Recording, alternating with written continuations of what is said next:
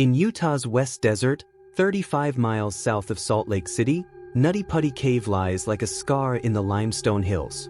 A hydrothermal maze discovered in 1960, its narrow, twisting passages drew thrill seekers despite their brutal tightness. On November 24, 2009, 26-year-old John Edward Jones, a medical student and experienced caver, entered the cave with friends and family, seeking a nostalgic adventure. What unfolded became one of the most terrifying true stories in caving history, a nightmare of suffocating confinement documented by rescue logs and survivor testimonies. John, 6 feet tall and 180 pounds, was no stranger to Utah's caves. That evening, he led a group of 11 into Nutty Putty's damp, pitch-black depths, aiming for the birth canal, a 10-inch wide passage notorious for its claustrophobic squeeze. Around 9 p.m., 400 feet from the entrance, John veered into an unmapped crevice, mistaking it for his target. The passage sloped downward at a 70-degree angle, barely 10 inches wide.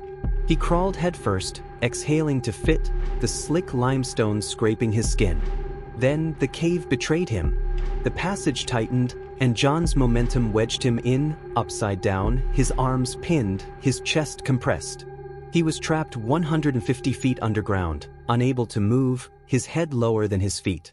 His brother Josh, trailing behind, heard John's strained voice, "I'm stuck." Flashlights revealed a grim scene. John's face reddened as blood pooled in his head, his eyes wide with panic. The group scrambled to the surface for help, leaving John alone in the crushing dark, the cave's silence broken only by dripping water. By 10 p.m., Utah County Sheriff's rescuers and volunteer cavers arrived, their headlamps casting eerie shadows. Susan Powell, a lead rescuer, crawled to John, finding him barely able to breathe, his voice a whisper. "I messed up," he gasped, trying to stay calm for his wife Emily and daughter Lizzie. The rescue was a desperate battle against the cave's grip. The passage was so narrow only one rescuer could approach, belly crawling to reach John. They rigged ropes to his legs, pulling with pulleys anchored to drilled bolts. Each tug brought screams as the rock tore his skin and squeezed his ribs. The cave fought back. Its slick walls offered no grip, and a bolt snapped at 2 a.m., dropping John deeper into the crevice. His cries echoed, a sound rescuers said chilled their blood. They tried lubricants, chisels, even a hydraulic jack, but the passage was too fragile, threatening collapse. For 22 hours, John endured unimaginable horror. Upside down, blood swelled his face, straining his heart. He hallucinated lights, in the dark, his voice fading as oxygen dwindled. Rescuers fed him water through a tube, but his pulse weakened. His brother Josh, nearby, heard John whisper, "I'm not gonna make it, am I?" By 11:56 p.m. on November 25th, after a final failed pull, John's heart stopped. Paramedic Ryan Smith, risking his life to reach him, pronounced him dead, still wedged in the rock, 100 feet from freedom. Recovering John's body was impossible. The passage was too unstable.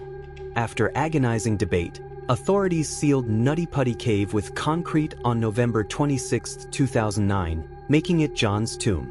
Emily found bittersweet peace, knowing he died in a place he loved. But the horror lingered. Rescuers reported nightmares of John's voice. Locals whisper of cries near the sealed entrance, though skeptics blame the wind. In 2018, a hiker claimed to hear a man calling for help, but the site was empty. The terror of Nutty Putty lies in its reality, no ghosts, just the earth's merciless grip.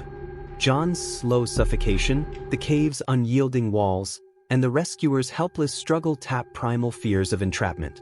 Detailed in the Salt Lake Tribune and rescue logs, this is no legend, it's a true horror story etched in stone, a warning of nature's indifference.